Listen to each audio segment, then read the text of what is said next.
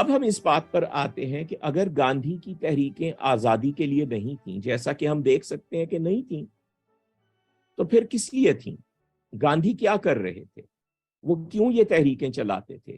یہ تو ثابت ہو گیا کہ وہ ہندوستان کو آزاد کروانے کے لیے نہیں چلا رہے تھے، کیونکہ ہمیشہ ان کی تحریک سے ہندوستان کو نقصان پہنچا تھا۔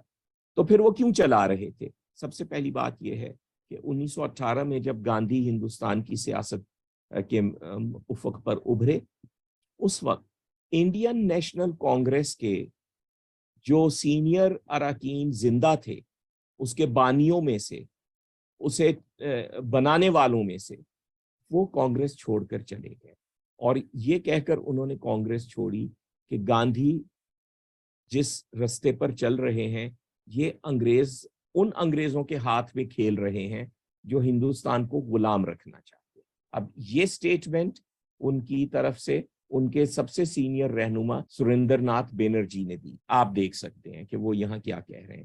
مانچسٹر گارڈین ایک پرو انڈیا اخبار تھا، وہ اس کی ایک خبر کوٹ کر رہے ہیں، اس کا ایک اوپینین کوٹ کر رہے ہیں۔ Extremist are playing into the hands of Lord Sydenham and his party. Extremist سے مراد کانگریس کے وہ طبقہ تھا کانگریس کا جو گاندھی کا ساتھ دے رہا تھا۔ لارڈ سڈنہم ان انگریزوں میں سے تھے جو ہندوستان کو غلام رکھنے کے لیے اوپنلی کوششیں کر رہے تھے۔ یہ سریندر ناتھ بینرجی کا انالیسس تھا، یعنی جن لوگوں نے کانگریس بنائی ہے، سب سے پہلے تو آپ یہ دیکھیے کہ خود کانگریس کیا کہہ رہی ہے گاندھی کے بارے میں۔ کانگریس بنانے والے جو ان 30 برسوں میں کانگریس کو لے کر چلے ہیں، وہ کیا کہہ رہے ہیں؟ وہ یہ کہہ رہے ہیں کہ گاندھی انگریزوں کے ہاتھ میں کھیل رہے ہیں، اور یہ وہ اقدامات کر رہے ہیں جن کے نتیجے میں ہندوستان کی آزادی ڈیلے ہوتی چلی جائے، اور یہ ہم دیکھ رہے ہیں کہ اس کے بعد فیکٹس نے ثابت کیا۔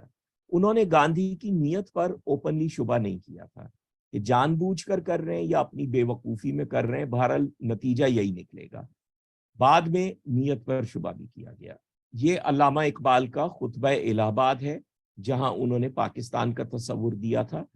یہاں پر انہوں نے کہا کہ ہندو قیادت جو اس وقت کی ہے، ایک چیز میں پہلے واضح کر دوں، 1927 سے پہلے کی ہندو لیڈرشپ میں بہت سے ایسے لوگ ہیں جنہیں مسلمان اپنا محسن کہتے تھے۔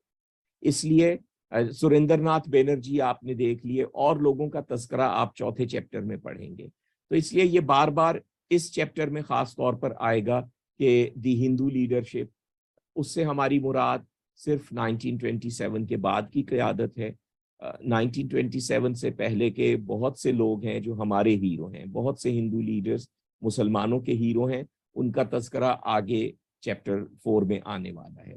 تو اب آپ علامہ اقبال کی سٹیٹمنٹ دیکھیے کہ علامہ اقبال نے کہا کہ ہندو قیادت اور انگریز امپیریلسٹ کے درمیان ایک سمجھوتا لگتا ہے کہ ہو گیا ہے، چاہے کھل کر نہ ہوا ہو، ایک انڈرسٹینڈنگ ڈیولپ ہو گئی ہے کہ ہندو لیڈرشپ انگریزوں کو بر صغیر میں رکھے، اور اس کے بدلے میں انگریز جو ہیں وہ ہندوؤں کو مسلمانوں اور دوسری اقلیتوں پر غلبہ دے دیں گے۔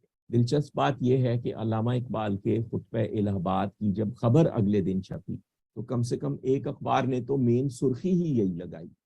بعد میں پھر علامہ اقبال نے یہ الزام لگایا کہ جو ہندو لیڈرشپ ہے اس وقت کی کانگریس، وہ انگریز برٹش امپیریلزم کے ایجنٹ کا کردار ادا کرنا چاہتی ہے۔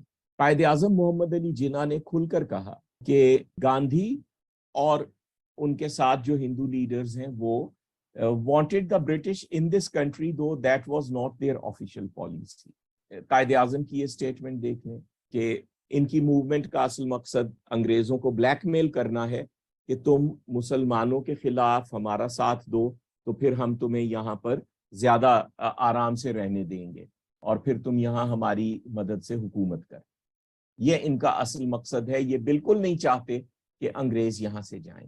یہ قائد اعظم کا ورژن تھا، اور یہ اتنا مشہور تھا کہ اس زمانے میں جب انگریز حکومت نے کوئٹ انڈیا موومنٹ کے بارے میں ایک وائٹ پیپر چھاپا تو اس وائٹ پیپر میں انہوں نے ذکر کیا کہ مسلم لیگ کا اور عام مسلمانوں کا پوائنٹ آف ویو یہ ہے، اگرچہ اس وائٹ پیپر کے مصنفین نے اس اوپینین سے ایگری نہیں کیا ہے، جو انگریز مصنفین ہیں انہوں نے اگری نہیں کی ہے، لیکن انہیں نوٹ کرنا پڑا کہ یہ مسلم لیگ کا پوائنٹ آف ویو ہے۔